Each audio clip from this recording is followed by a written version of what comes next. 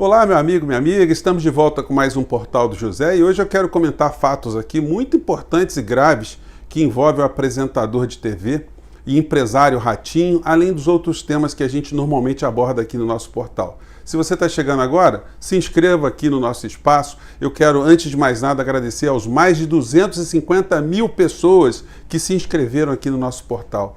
Gente, é uma marca muito bacana, muito importante, muito significativa, porque são pessoas que, de algum modo, se identificaram e se identificam com as mensagens, com as críticas, com as análises que a gente faz aqui.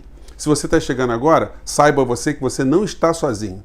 Tem muita gente no nosso país que está ligada nas coisas que acontecem no cotidiano e você que é muito bem-vindo. Não esqueça de mandar os seus comentários, chamar outras pessoas também para conhecerem o nosso portal, para interagirem conosco, enfim, contribuírem aqui para que a gente tenha cada vez mais pessoas que estejam entendendo o que está acontecendo no nosso país. Não esqueça da joinha, aquele protocolo todo, né? Gente, eu tinha programado hoje um papo para desdobrar os fatos relacionados à prisão do Daniel Silveira. Vou começar com esse fato, depois eu entro aqui na situação mais grave. O Daniel Silveira, ele cometeu vários erros de avaliação. Ele, apesar de ter programado, ao que tudo indica, as agressões que ele fez pela internet no carnaval, onde os deputados estariam desarticulados, portanto ele entendeu ali que na impossibilidade deles se reunirem rapidamente, que ele teria que ser posto em liberdade, o erro dele foi fatal. Primeiro que uma situação muito interessante aconteceu. O Supremo Tribunal Federal, por unanimidade, até as pessoas que têm algum tipo de simpatia pelo bolsonarismo, né, como o último ministro do Supremo Tribunal Federal, que foi indicado lá, o Cássio, né, até ele votou pela manutenção da prisão do deputado. Pelo que eu estou vendo nos jornais, enquanto eu estou batendo esse papo com vocês, né, a gente não sabe ainda como o Congresso deliberou.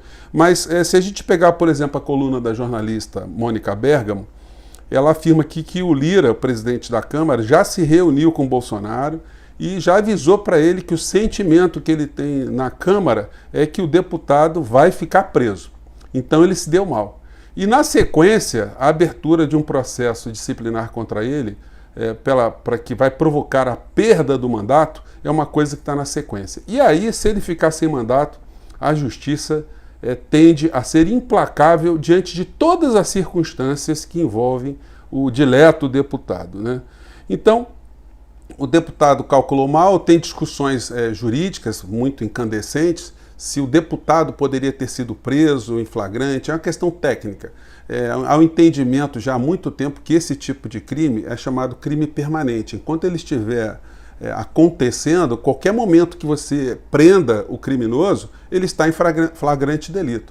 É como se alguém tivesse preso num cativeiro durante 2, 3 anos. Vamos imaginar uma situação assim. A hora que a polícia chegar, é o flagrante. E não o flagrante deixa de existir porque o crime começou a ser praticado muito tempo atrás. Então isso aí está pacífico, isso aí não há nenhum tipo de divergência. Uma discussão jurídica que surgiu é se ele teria cometido um crime inafiançável. Para explicar para as pessoas que não são profundas conhecedoras do direito penal, o que o Alexandre de Moraes fez e que o Supremo Tribunal todo considerou que era a linha correta, é como enquadrar um deputado num crime inafiançável se a Constituição deixou algumas arestas em aberto. Se vocês pegarem na Constituição Federal, apenas alguns delitos, vamos dizer apenas entre aspas, né, são crimes taxativamente inafiançáveis. Mas o Alexandre de Moraes usou o seguinte argumento: quando você comete um crime e esse crime ele está amparado, ele possibilita a decretação de uma prisão preventiva, e aí tem o artigo 302 lá do Código de Processo Penal, que determina que uma pessoa pode ser presa se ela está ameaçando uma outra pessoa, se ela está colocando a ordem social em risco, se vai prejudicar a investigação, enfim. Preenchidos esses requisitos, o juiz manda prender para o criminoso não interferir em nenhuma realidade. Se um crime cabe uma decretação de prisão preventiva, esse crime, por raciocínio lógico, ele também é inafiançável, porque não faria sentido, por exemplo, alguém que agride uma mulher que faz uma agressão qualquer, ou alguém que está fazendo um crime muito violento, essa pessoa reunir no entorno dela argumentos para decretação de uma prisão preventiva e ela, ao chegar na delegacia de polícia, ela pudesse pagar uma fiança e sair. Então, esse foi o argumento que foi utilizado. O deputado, ao cometer crimes que cabem a decretação da prisão preventiva, por consequência, são crimes que não cabem fiança. Não cabendo fiança, o deputado teria cometido, então, um crime inafiançável. Cometendo crime inafiançável, ele pôde ser preso. Esse foi o entendimento. Há pessoas que têm entendimento equivocado sobre essa questão. O Supremo Tribunal Federal dá a última palavra, então as pessoas que entendem de modo diferente não têm a menor importância, porque é o Supremo que determina o que será o direito e o que não será o direito, o que será seguido e o que não será seguido em termos de justiça no nosso país. Então o deputado entrou pelo cano.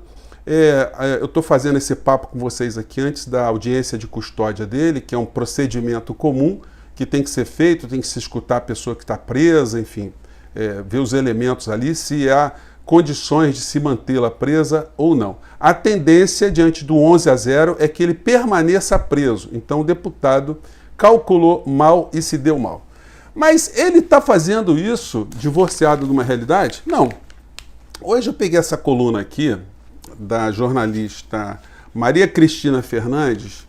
Ela escreve no Valor Econômico, sempre um jornal voltado para esse meio, né, um meio do mercado, e ela chama atenção com esse título aqui: Bolsonaro ganha circo e Lira perde pão.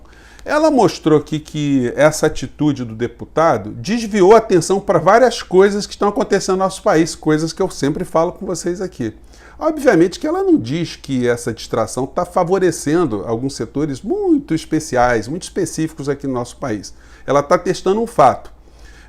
Isso distraiu as pessoas que o Brasil não tem mais vacina hoje, que nós estamos desgovernados em relação à saúde pública e que está chamando atenção também pela falta de operação do governo em outras áreas, e eu chamo atenção, além dela estar chamando atenção dessas situações, para duas situações muito específicas que ninguém discutiu. Primeiro, essa aqui, vem bomba aí. Esse governo que ajuda sempre o empresariado, né, ele vai ajudar mais uma vez as empresas privadas que exploram você, exploram a mim, exploram todos nós na cobrança de energia de tarifa elétrica, né? Então nós vamos pagar mais caro esse ano. Então, o seu amigo bolsonarista que grita mito, que está achando que está tudo muito feliz, avise a ele que a conta de energia dele vai subir. E vai subir por conta da política econômica do governo federal, comandada pelo cara que é o presidente de fato, né? Que é o Paulo Guedes, o representante dos mercados aqui no nosso país. Outra coisa também que passa sem discussão nenhuma é essa outra aqui, ó.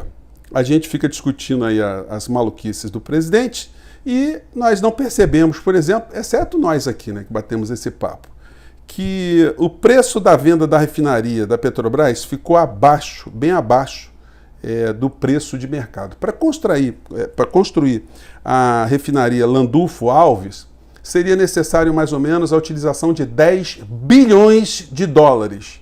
O governo Bolsonaro, enquanto a gente fica discutindo as maluquices dele, as loucuras, os deputados, enfim, malucos, né, falastrões, fortões, as coisas estão se dando com essa velocidade e com essa lesão contra o povo brasileiro.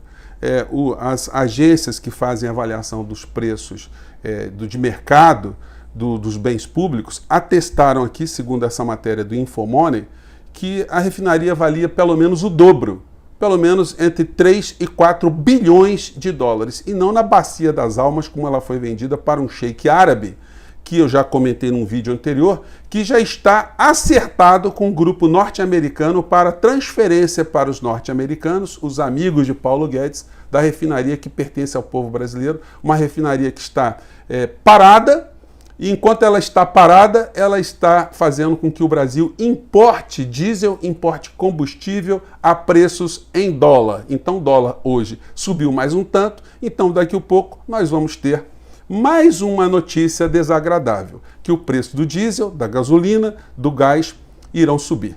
Muitos motoristas de táxi, motoristas de aplicativo estão se digladiando, estão sofrendo com esse tipo de situação. Infelizmente, eles não conseguem, em boa parte, entender que o responsável é o presidente da República, que é o afiançador da política econômica, o atrelamento dos preços nacionais aos preços internacionais.